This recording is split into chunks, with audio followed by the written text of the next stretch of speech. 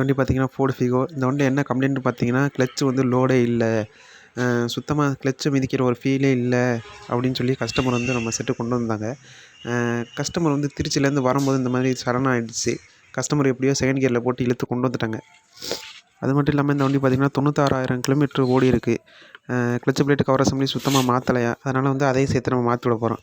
இந்த மாதிரி கம்ப்ளைண்ட் பார்த்திங்கன்னா எம்சி எல்லாம் போயிருந்தாலும் வரும். உள்ளே வந்து எம்சியோட அந்த இது வந்து பார்த்திங்கன்னா கட்டாக இருந்தாலும் இந்த மாதிரி உங்களுக்கு வந்து இருக்கும்.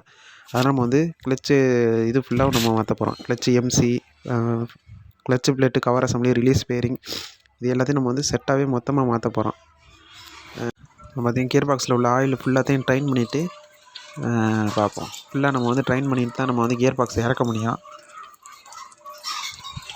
ஏன்னா நம்ம ட்ரைவ் சாஃப்ட்லாம் கலட்டுறதுனால வந்து அது வழியாக ஆயில் வெளில வந்துடும். அதனால் வந்து நம்ம வந்து ஆயிலெலாம் கழட்டி விட்டு தான் நம்ம கியர் பாக்ஸை இறக்கணும்.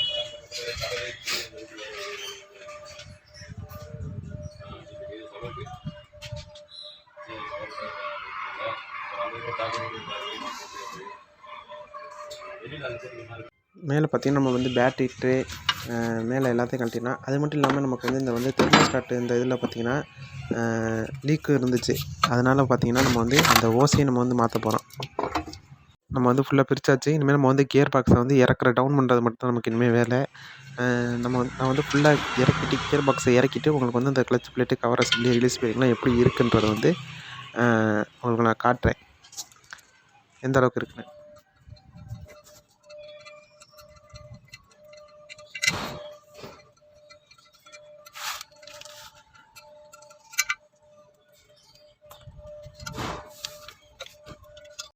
இப்போ பார்த்தீங்கன்னா உங்களுக்கே தெரியும் கவர் அசெம்பிளி எந்த அளவுக்கு வந்து கவர் அசெம்பிளியில் கிளட்ச் பிளேட் வந்து அழுத்தி இதாக இருக்குன்னு. இதெல்லாம் பார்த்திங்கன்னா உள்ளே போயிடுச்சு. கிளட்ச் பிளேட் வந்து ஃபுல்லாக போயிட்டு ஃப்ளைவீலில் வந்து பிடிச்சி நின்றுச்சு. அதில் வந்து அச்சு வந்து ஃப்ளைவீலில் வந்து அப்படியே இருந்துச்சு. பார்த்திங்கன்னா அந்தளவுக்கு வந்து கிளட்சிலே அணைச்சி ஓட்டியிருப்பாங்கன்னு நினைக்கிறேன். ரிலீஸ் பேரிங்லாம் சுத்தமாக போச்சு. அந்த இதே இல்லை, அந்த மாதிரி இருந்துச்சு. ஒரு லோடே இல்லாமல் இருந்துச்சு.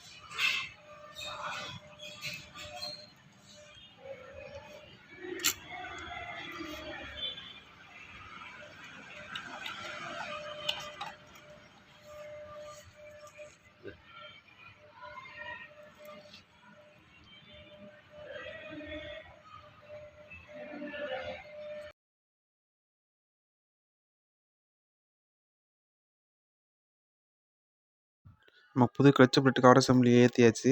இது பார்த்திங்கன்னா நம்ம வந்து லுக்குன்ற ஒரு ப்ராடக்ட்லேருந்து நம்ம வாங்கியிருக்கோம். அந்த ப்ராடக்ட் வந்து கொஞ்சம் நல்லா இருக்குன்றதுனால லுக்கில் நம்ம வாங்கியிருக்கோம். கிளட்ச் பிளேட்டு கவர் அசெம்பிளி வந்து நம்ம வந்து ஃபிட் பண்ணியாச்சு.